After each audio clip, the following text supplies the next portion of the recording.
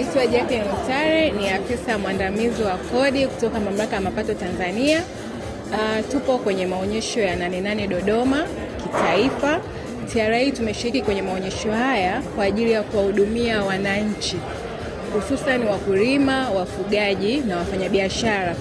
Tupo kwa ajili ya kutoa elimu ya kodi inayohusiana na masuala mbalimbali, mifumo IDRAS, na huduma ambazo tunazitoa katika maonyesho haya ya 88. Tuna tini na makadirio, kwa maana wateja wakija ambao hawana tini watapatiwa tini na kufanyiwa makadirio. Lakini pia kuna mawakala wa EFD, kwa maana watu ambao wanahitaji mashine za kielektroniki, tunatoa pia huduma hiyo.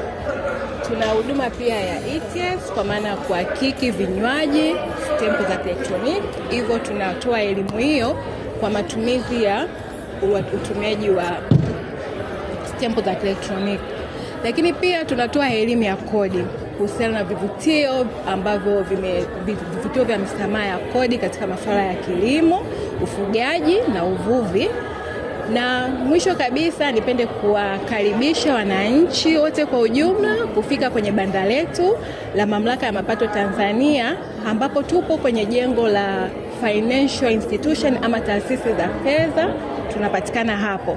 Karibuni wananchi wote, wakulima wote, tupo kwa ajili ya kuwahudumia. Maonyesho ambayo yameanza tarehe 1 na yatakamilika tarehe 8 mwezi wa 8. Mimi naitwa Shabani Pazi, ni mkazi wa Dodoma. Nilikuja bandani hapa kwa ajili ya kupata huduma ya TIN number. Nilikuwa napata changamoto ya kimfumo katika kufanya application ya hiyo TIN number, lakini nimekuja hapa ndani ya muda mfupi nimepokewa na nimehudumiwa kwa kweli. Kwa hiyo hapakuwa na shida sana. Kwa hiyo wale ambao wanahitaji huduma za TRA wapo ndani ya Dodoma, basi wafike kwenye banda la TRA hapa katika maonyesho ya 88, watahudumiwa vizuri tu kwa mujibu wa mahitaji yao.